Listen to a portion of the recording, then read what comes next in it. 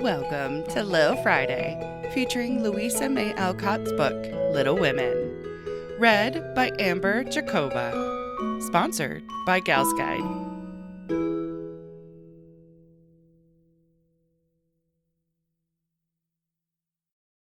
Chapter 40. The Valley of the Shadow. When the first bitterness was over, the family accepted the inevitable and tried to bear it cheerfully, helping one another by the increased affection which comes to bind households tenderly together in times of trouble. They put away their grief, and each did his or her part toward making that last year a happy one.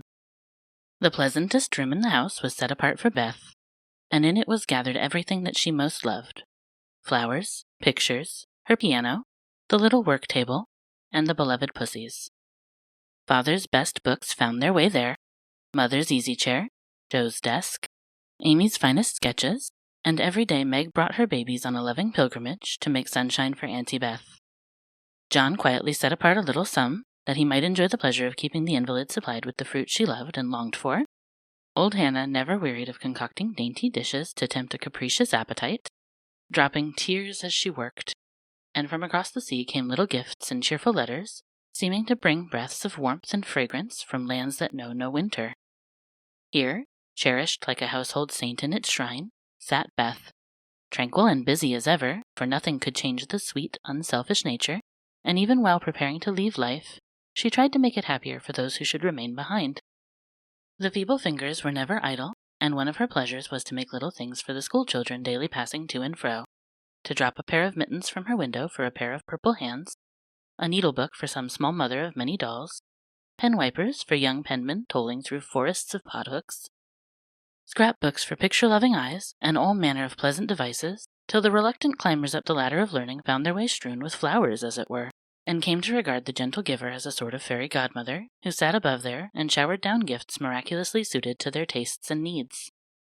If Beth had wanted any reward, she found it in the bright little faces always turned up to her window with nods and smiles, and the droll little letters which came to her, full of blots and gratitude. The first few months were very happy ones, and Beth often used to look round and say, "How beautiful this is," as they all sat together in her sunny room, the babies kicking and crowing on the floor, mother and sisters working near, and father reading, in his pleasant voice, from the wise old books which seemed rich in good and comfortable words, as applicable now as when written centuries ago. A little chapel where a paternal priest taught his flock the hard lessons all must learn, trying to show them that hope can comfort love, and faith make resignation possible. Simple sermons that went straight to the souls of those who listened, for the father's heart was in the minister's religion, and the frequent falter in the voice gave a double eloquence to the words he spoke or read. It was well for all that this peaceful time was given them as preparation for the sad hours to come, for, by and by, Beth said the needle was so heavy, and put it down forever.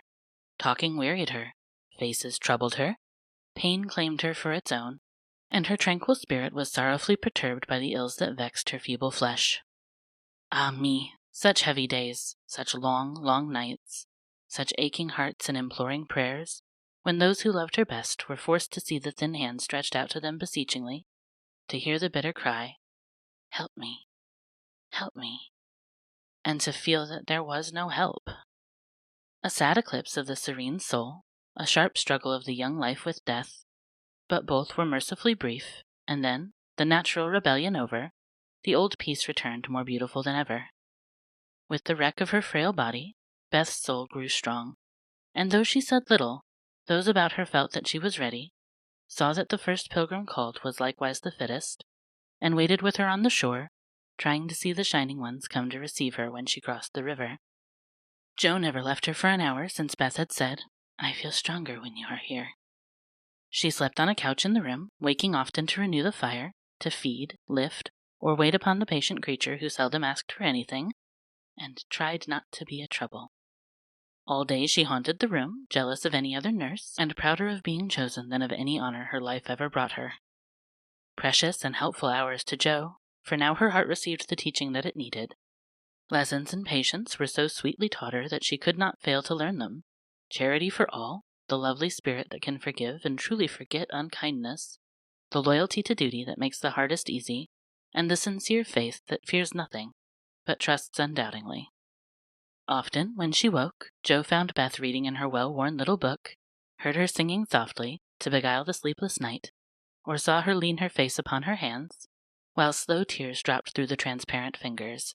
And Jo would lie watching her, with thoughts too deep for tears, feeling that Beth, in her simple, unselfish way, was trying to wean herself from the dear old life and fit herself for the life to come by sacred words of comfort, quiet prayers, and the music she loved so well.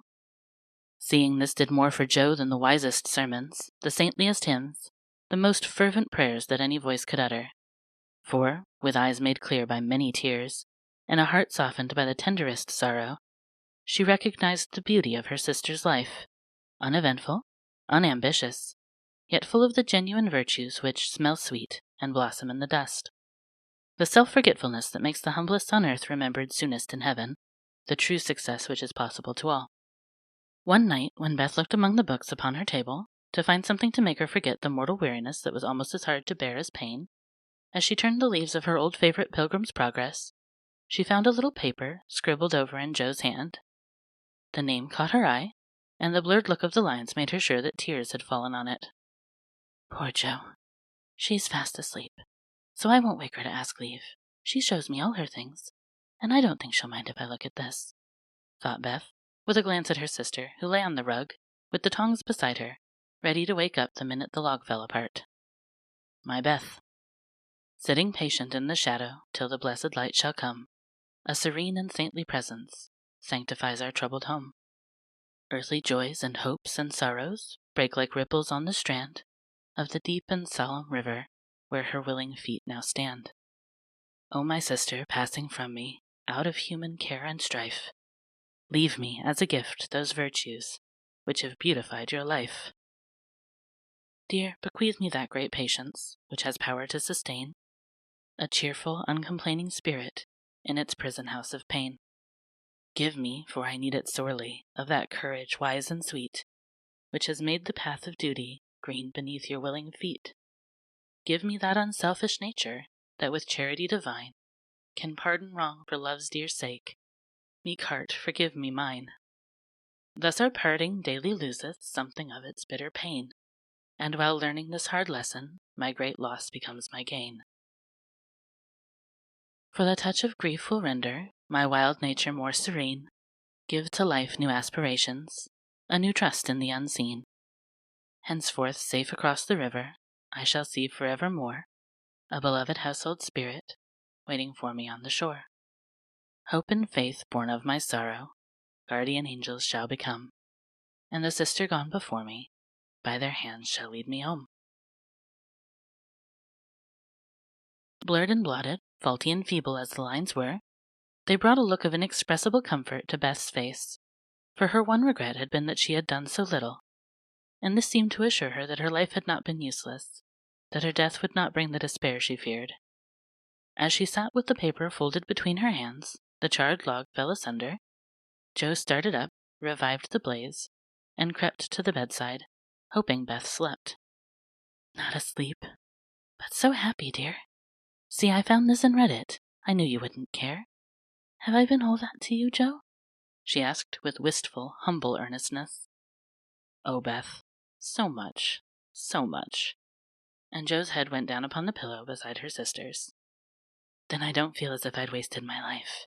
I'm not so good as you make me, but I have tried to do right, and now, when it's too late to begin even to do better, it's such a comfort to know that someone loves me so much, and feels as if I'd helped them. More than anyone in the world, Beth. I used to think I couldn't let you go, but I'm learning to feel that I don't lose you, that you'll be more to me than ever, and death can't part us, though it seems to. I know it cannot, and I don't fear it any longer, for I'm sure I shall be your Beth still, to love and help you more than ever. You must take my place, Jo, and be everything to Father and Mother when I'm gone. They will turn to you. Don't fail them. And if it's hard to work alone, remember that I don't forget you, and that you'll be happier in doing that than writing splendid books or seeing all the world. For love is the only thing that we can carry with us when we go, and it makes the end so easy. I'll try, Beth. And then and there, Jo renounced her old ambition, pledged herself to a new and better one, acknowledging the poverty of other desires, and feeling the blessed solace of a belief in the immortality of love. So the spring days came and went, the sky grew clearer, the earth greener, the flowers were up fair and early, and the birds came back in time to say goodbye to Beth, who, like a tired but trustful child, clung to the hands that had led her all her life, as father and mother guided her tenderly through the valley of the shadow and gave her up to God.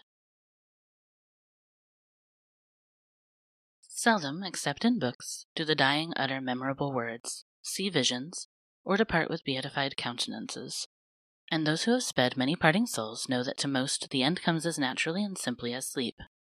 As Beth had hoped, the tide went out easily, and in the dark hour before the dawn, on the bosom where she had drawn her first breath, she quietly drew her last, with no farewell but one loving look, one little sigh.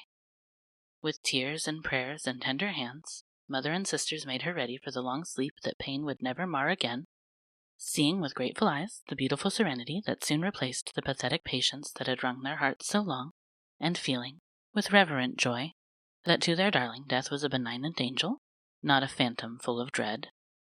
When morning came, for the first time in many months the fire was out, Joe's place was empty, and the room was very still. But a bird sang blithely on a budding bough close by, the snowdrops blossomed freshly at the window, and the spring sunshine streamed in like a benediction over the placid face upon the pillow, a face so full of painless peace that those who loved it best smiled through their tears, and thanked God that Beth was well at last.